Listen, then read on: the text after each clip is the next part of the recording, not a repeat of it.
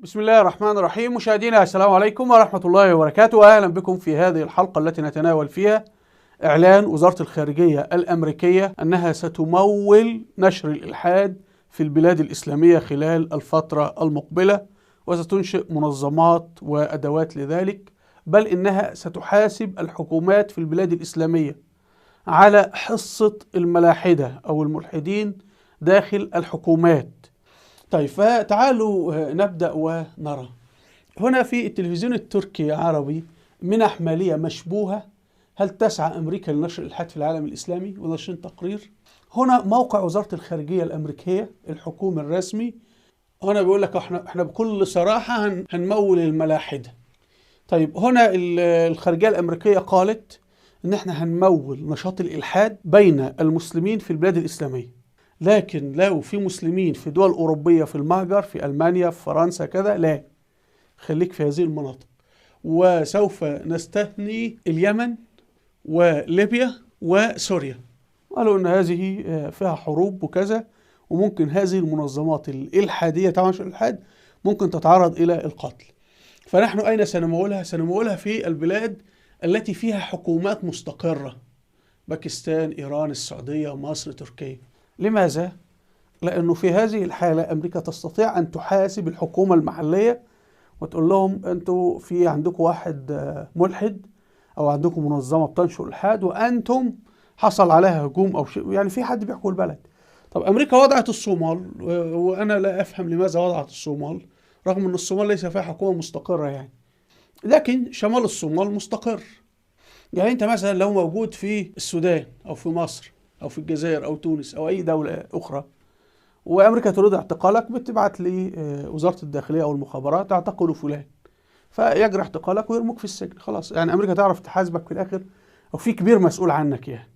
لكن في حالة الصومال دي ما في كبير عنك، الدنيا سايبة هناك في الصومال، ولا حكومة ولا غيره يعني. طيب، طبعا من ضمن البلاد الإسلامية اللي هي ماليزيا وأندونيسيا وبنجلاديش. يعني هي أمريكا بتقول جنوب آسيا، وسط آسيا، يعني كازاخستان، أفغانستان، كل هذه البلاد، شمال أفريقيا، مصر، إلى آخره، كل هذه الدول. طيب، النص الإنجليزي بقى المنشور على موقع وزارة الخارجية الأمريكية يقول إن هذه المنظمات الملحدة التي سندفع لها الأموال سيكون مهمتها مساعدة الشخصيات الملحدة على التواصل مع الحكام والمسؤولين. يعني مثلا دي شخصية ملحدة في تونس، فهذه المنظمات تذهب إلى الرئيس التونسي وتقول له يجب أن تقابلها وتلتقيها، واللقاء بالمثقفين. حتى هذا كان يحدث في عهد مبارك كان عنده لقاء سنوي مع المثقفين. نحن كصحفيين كنا نعرف أنهم ليسوا مثقفين ولا حاجة، هم كل الحكاية أنهم ملحدين، يعني الشيوعيين ملحدين، لكن يسمونهم مثقفين. فالمهم يعني الفكرة أنه يجري رفع شأن الملحدين أن هم يتواصلوا مع الحكام.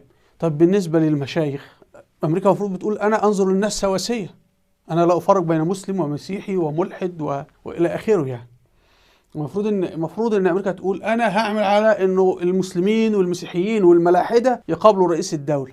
أمريكا قالت لا، إحنا الملحد بالذات. طبعا لأن الحكومة الأمريكية الحالية حكومة يسارية. لو حكومة ترامب كانت قالت لا، سنمكن المسيحيين إن هم يقابلوا الحكام.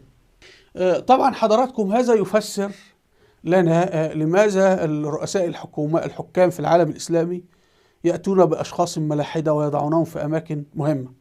فهمنا القصة؟ طيب، أيضا قالوا هنعمل على تشجيع الملحدين على تنفيذ حملات لتشجيع قبول الأديان الأخرى.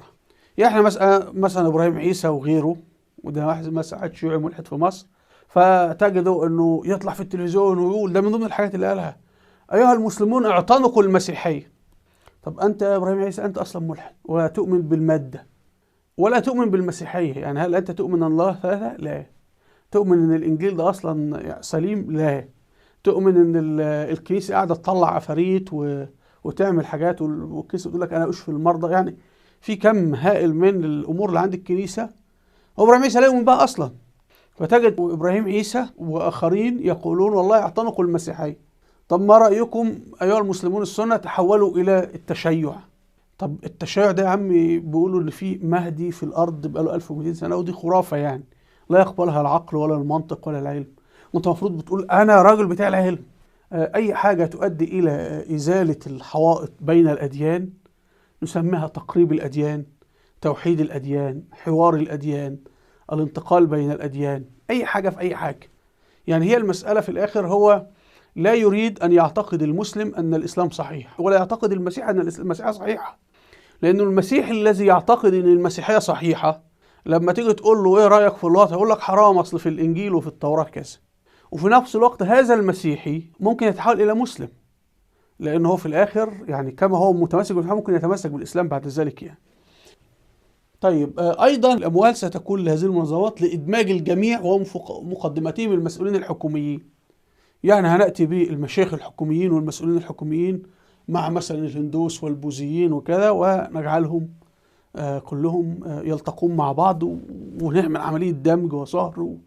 وتجد مثلا انه المفروض انه عالم يقدم نفسه على انه مسلم يقول ان الراجل الدين الهندوسي هذا رائع وعظيم جدا. طيب وايه رايك في مثلا اخوان المسلمين ولاد 60 ولاد 70؟ طب ليه؟ يقول لك اصل قتل ولا قتل ولا عملوا يعني. لكن طب ما انت رايك انت طالب منهم هناك في الهند زعماء هندسيين متطرفين يقتلون في المسلمين وبيهدمون المساجد ويهدمون منازل الناس، يعني افعال كده سبقوا داعش. يعني حكومة الهند حالا حاجة يعني، داعش مين يعني؟ دي أكبر من داعش 20 مرة.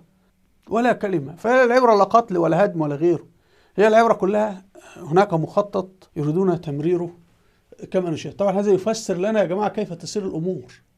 هنا مثلا هو نفس الراجل بيقابل البوذيين هنا اهو، شوفوا هم بقى بيعملوا مشاريع. يعني خلي بالك ايه، هو ممكن الهندوسي عاوز يقابله ولا هو كان هيقابل الهندوسي، انما السيد الكبير اللي ماسك الملف في وزاره الخارجيه الامريكيه مدي تعليمات وبقول كل واحد في بلده يعمل كذا كذا كذا. فحاضر يا باشا، كله يعمل يا معلم. طيب ايضا وزاره الخارجيه الامريكيه تقول ان احنا هنكلف المسؤولين القانونيين اللي هم يعني القضاة والشرطة وأجهزة الحكم يعني أن يتعاملوا بجدية مع شكاوى الملحدين. يعني أنت مثلا حضرتك على الفيسبوك كتبت تعليق لواحد ملحد تقول له أنت مصيرك جهنم، فيشتكيك في المحكمة، تقوم المحكمة رزعاك 3 شهور سجن. طب الملحد لو قال لك أنت خنزير وحمار فتروح تشتكي في المحكمة ياخد براءة والقضاء تقعد 10 سنين، وفي الآخر يقول لك يعني أنت إيه اللي جابك هنا يا ابني، امشي من هنا يا حبيبي، ما أنت فعلا خنزير. يعني امريكا هي مش بتقول لك احنا هنجعل القضاه يعاونون كل الناس، او ملحد قال لمسلم انت في جهنم او انت حماره وانت جاهل هيعاقب نفس العقوبه؟ لا. فهمنا؟ وبصوا انا لا انتقد امريكا في ذلك، امريكا بتعمل فتوحات وهذا كل الامم، يعني ليس الامريكان فقط. يعني المسلمين قديما عملوا الفتوحات الاسلاميه، والمسيحيين عملوا الحروب الصليبيه، وبعد كده سموها الحروب الاستعماريه. والامريكان فتحوا المانيا وفتحوا فرنسا وفتحوا بريطانيا. انت تجد الجيش الامريكي منتشر في كل العالم، فالامريكان فتحوا العالم، والروس فتحوا ايضا. يعني والله اللي جنبه ارض ويقدر يستطيع ان يفتحها بيفتحها، يسميها بقى من اجل التحرر من اجل كذا. طيب المهم امريكا الان كالمسيحيه البروتستانتيه التي تؤمن بالله وعلى الدولار ان احنا نؤمن بالله، الان شبه تغيير رسمي ان هي اصبحت تقول ان احنا امريكا دي بلد كافره لا تؤمن بالله، يعني كافره بالمفهوم المسيحي. يعني امريكا طبعا كانت بتمول الكنائس التنصيريه البروتستانتيه، هتستمر في تمويل الكنائس البروتستانتيه، ولكن يعني هذا مع هذا الى وقت ما يبقى خلاص الكنائس انتهت يعني.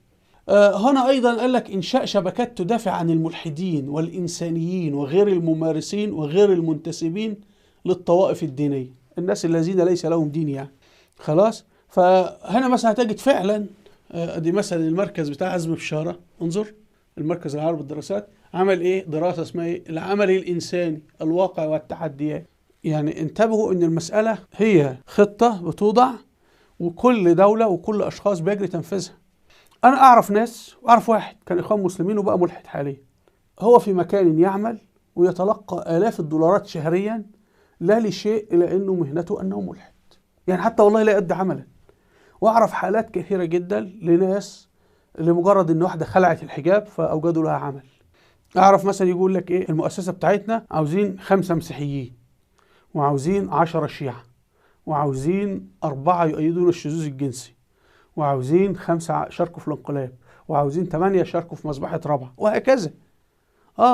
يعني انت ممكن حضرتك تتقدم للعمل وتكافئوا كل حاجة ويرفضونك. لماذا؟ فهو هتلاقيه مثلا انت قلت في كلامك ان شاء الله، باذن الله، السلام عليكم، وانت اصلا لو متدين وممكن يعني بتصلي وقت وتسيب وقت، ولكن يعني ممكن ايه تلتزم، او عندك في الاخر حلال وحرام.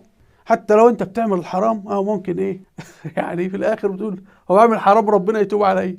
فهو بيقول لك لا، انا عاوز واحد يعني ممسوح نهائيا ليس له اي مرجعيه، فيتساوى عنده كل شيء، مفيش لا حلال ولا حرام ولا غيره، اللي هو بيسموها الايه الانسانيه. والانسانيه مفهوم ليس له مرجع، يعني كيف تحدد ان هذا حلال ولا حرام ولا كذا؟ ما فيش. وطبعا هو بيقول لك انشاء شبكات اضافه يعني منظمات حقوق انسان، يعني بحيث لما تتعرض لاي مشكله تجد المحامي ببلاش، في حين انت لو تعرضت لظلم في حياتك الشخصيه تروح بقول لك روح هات محامي وادفع فلوس وقع. سبحان الله، في الشريعه الاسلاميه يوجد شيء اسمه محامي، انت بتذهب للقاضي مباشره بدون ما تدفع اتعاب ولا اموال ولا شيء، يعني في حق تقاضي يعني في الاسلام. طيب ايضا هنا احنا بنشاهد نوال السعداوي اللي هي الدكتوره الشيوعيه الملحده، ماتت وهم بيكرموها وانها مفكره عظيمه وبتاع، وفي الاخر يعني انت لما تحب تسال اي احد هو يا نوال السعداوي كانت بتقول ايه، يقول لك كانت هي كافره، تقول انا ملحده. حتى هي رفضت تعمل جنازه في موتها او تدفن في مقابر المسلمين، ورفضت ان حد يكتب لها التعزيه، البقاء لله، قلت لك لان هي وبنتها لا تؤمن بالله. فهم قالوا احنا لابد ندعمهم معنويا ونجعل لهم حصة في الأمور السياسية، فقالوا إن إحنا هنعمل المشاركة في الحقوق السياسية والقانونية والاجتماعية والأمن الرقمي والأمن المادي والدعم النفسي والاجتماعي. الدعم النفسي والاجتماعي إن إحنا نديهم جوائز والمفكرين والعباقرة، أنتم ماشيين على الطريق الصحيح، إنه ممكن ينتكسوا ويرجعوا فلا. طيب قال لك إيه الحقوق السياسية؟ أنا هيبقى في بقى تعيين كام وزير لأنهم ملاحدة، في البرلمان في كذا عضو لأنه ملاحدة، في ضباط شرطة وضباط جيش إلى آخره لأنهم ملاحدة، وهكذا. يعني هيكون لهم. والأمن الرقمي يعني مجرد ما يشتكي شكوى فورا على طول، أنت بقى لما تروح تشتكي واحد يشتكيك مثلا من حساب كده ويقول لك أمك كذا، المفروض بقى لسه الحكومة بتاعتك هترسل لأمريكا، وأمريكا قد ترد ولا ترد عشان يكشفوا الفيسبوك يفصح ولا بتاع. لكن هنا هيبقى فورا بقى الشكوى فورا. شفت يا عم؟ طبعا انت لو كتبت مثلا لنوال السعداوي مثلا وهي حيه دماغك ضارب مثلا، يقول لك هذا تنمر ويشتكوا ويجيبوك. طيب بالنسبه لتصوير المشايخ في السينما والاساءه لهم وتقديمهم على ان هم ناس اشكال غريبه، يقول لك هذه حريه راي وتعبير.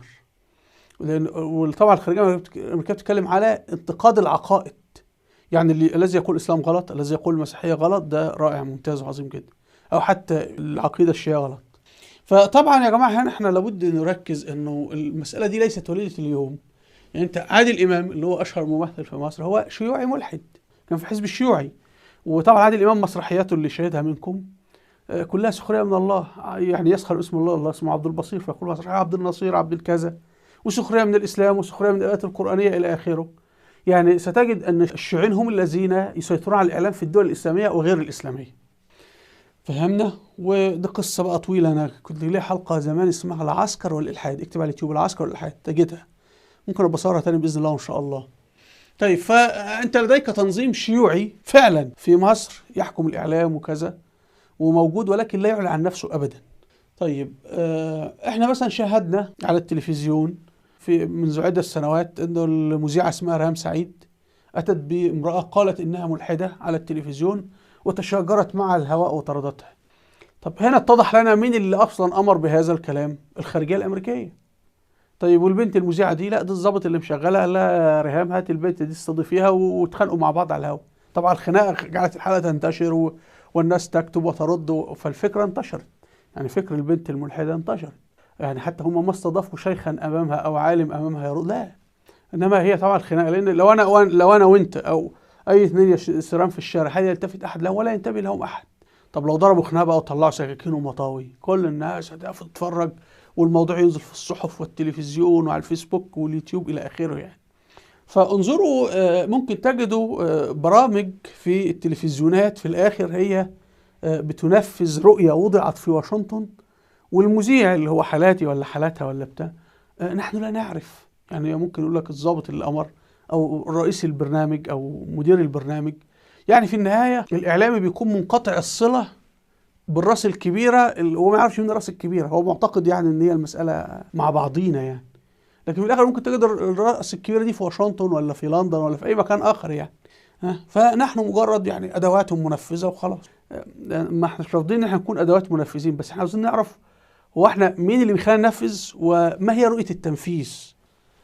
طيب فطبعا الاحداث بتكشف لنا. طبعا مثلا بعض الناس احنا شاهدنا على اليوتيوب برامج للدحيح، وحتى البرامج بتاعه كان فيه 50 واحد، والبرنامج كله بيقوم على الالحاد، انه كيف جاء الكون بالصدفه، كيف ان الانسان كان اصله حمار ولا قرد ولا كذا واصبح انسان بالصدفه، ولا مش عارف حصل ايه بالصدفه. ويعني البرنامج قائم على تفسير كل الحقائق العلميه بان كأن الله هو لم يفعل. وطبعا الجماهير تقول له والله انت رائع يا دحيح، انت لا انت يا عم رائع، مين هو الدحيح؟ في الاخر بينفذ السياسه اللي جايه من اعلى. هو طبعا الدحيح طبعا هيصل لهيصه وياخد فلوس، لكن هو مش عارف هم ليه يعني. ممكن هو يفكر يعني ان هو عبقري فهم اخذوه، لا، ما انا ممكن اكون عبقري ولا يعني يقول لي انت دحيح ولا اي حاجه يعني. طيب هنا مجلس العلاقات الإسلامية الأمريكية، ده اسمه كير في أمريكا، قلق من منحة وزارة الخارجية الأمريكية لتشجيع الحركات الإلحادية في المناطق ذات الغالبية الإسلامية في العالم. وقال إيه بقى؟ يعرب مجلس العلاقات الأمريكية الإسلامية كير عن قلقه بشأن استخدام أموال دافعي الضرائب الأمريكية للترويج للإلحاد. أنتم بتضيعوا فلوسنا يا حكومة أمريكية، ما بتاخد منها فلوس عشان تصرفوها على واحد ملحد وإحنا من. دي الجزئية الأولى، فبيحتاجوا يعني بصفتهم مسلمين أمريكان يعني. طيب الأمر الثاني، كما أنه من غير المناسب أن تمول الخارجية الأمريكية نشر التدين في المجتمعات العلمانية، فمن غير المناسب أيضا أن تمول انتشار الإلحاد في المجتمعات الدينية. يعني هو بيقولوا احنا معارضين أنه الخارجية الأمريكية تأتي مثلا في بلد مثل تركيا علمانية مثلا وتفتح مساجد وتقول للناس صلوا وصوموا وحرام الخمر والزنا حرام، أو هي كل البلاد الإسلامية أصلا جالت تعليمات من امريكا، القانون بقى كله يبيح الزنا. فاول تعليمات ايضا كل القوانين في البلاد الاسلاميه بتبيح الخمر، يعني باستثناء بلد ولا اثنين يعني. فهو بيقول لهم انتم كما انكم لا تدعون الناس لاعتناق التدين بالمسيحيه او بالاسلام، فلا تضيعوا اموالنا على لماذا تدعون للالحاد. خليكم محايدين، قولوا والله اللي عاوز يكون مسلم يكون مسلم، مسيحي مسيحي، يكون ملحد يكون ملحد، وخلاص مالكوش دعوه. طيب طبعا هذا يكشف لنا انه الحكومة الامريكية الحالية اللي هي حكومة يسارية ملحدة شبه ملحدة، فاحنا هنجد انه اصبح تعيين المناصب في امريكا على اساس ايديولوجي. يعني اخر قرار الرئيس الامريكي اتخذه تعيين شخص لانه كان رجل وتحول الى امرأة في منصب نووي. فانت لما تقرأ حتى الاعلام الامريكي تم تعيينه في المنصب لانه تحول الى امرأة، يعني وليس لأنه تم تعيينه لأنه عالم في الأسلحة النووية ولا في القنابل النووية ولا أي شيء. مثلا المتحدثة في البيت الأبيض تم تعيينها لأن هي مرافقة واحدة. طب ما تقولوا لأن هي إنجازاتها لبقة متحدثة رهيبة، ولا تدخلوا في حياتها الشخصية. يعني هو مش في حرمة الحياة الشخصية. أنا يعني ينفع أقول إحنا عيننا فلان هذا لأنه مسلم؟ إن هو أصبح يقول لك عيننا فلان ده لأنه ملحد، عيننا فلان ده لأنه بيقوم باللواط، عيننا فلان لأنه يعني تجد سبب ديني، كأنك أمام حكومة دينية بتنظر للناس على أساس ديني. أنت إيه موقفك الديني أو الإيديولوجي؟ يعني في الآخر إيديولوجيا دين والدين إيديولوجيا. يعني بالنسبة للصينيين ينظرون الإسلام والمسيحية على أنها إيديولوجيات، يعني وأنه يحترفون بالأديان أصلا يعني. طيب المهم هنا طبعا هل كان هذا يمكن أن يحدث في عهد الرئيس الأمريكي ترامب؟ فلا، ترامب كان متدين، ترامب كان فاتح دور دعارة وبيتاجر في أعراض النساء إلى آخره والخمارات وكذا، لكن كان يؤمن إن فيها الله وفي مسيحية وفي كنائس تظل مفتوحة. فيش مانع إنه يشرب الخمرة في الكنائس، ومفيش مانع إنهم يمارسوا الزنا في الكنائس، بس في كنائس. فهنا ترامب في البيت الأبيض هنجد إن هم بيصلي وقافل عينيه وبيضعوا يدهم عليه البركة، وده بنس النائب بتاعه، ويعني بيصلوا الصلاة المسيحية، وهذا قس ولا واحد من المسؤولين الأمريكان. فترامب هذا الخمرجي بتاع الدعارة السكير العربيد المرتشي الفاسد الحرامي إلى آخره، هو أصبح يصنف في أمريكا على أنه راجعي ومتشدد. لكن أصبح هذا هو المشهد الآن في البيت الأبيض في عهد اليساريين بايدن وهؤلاء. أرجو مشاهدينا أن تكون الصورة قد وضحت. وفي الختام هنا كتاب تاريخ يهود مصر. الكتاب بيروي قصة نشأة الحركات الشيوعية الإلحادية في مصر. لما تقرأه هتفهم السياسة في مصر وفي باقي الدول، لأنه هي كلها تكرار يا جماعة، احنا كلنا نسخ زي بعض يعني. فأرجو الاستماع إلى هذا الكتاب. هنا فيرس فيديوهات على اليوتيوب أرجو مشاهدتها. أسفل الفيديو رابط صفحاتي على الفيسبوك وتويتر، وأيضا قناتي الجديدة على التليجرام أرجو الاشتراك فيها. هنا قائمة الفيديوهات الوثائقية والتاريخية أرجو أن تشاهدوها لأهميتها في مجال التاريخ. أرجو منكم الاشتراك في القناة بالضغط على هذا الزر. وإلى اللقاء والسلام عليكم ورحمة الله وبركاته.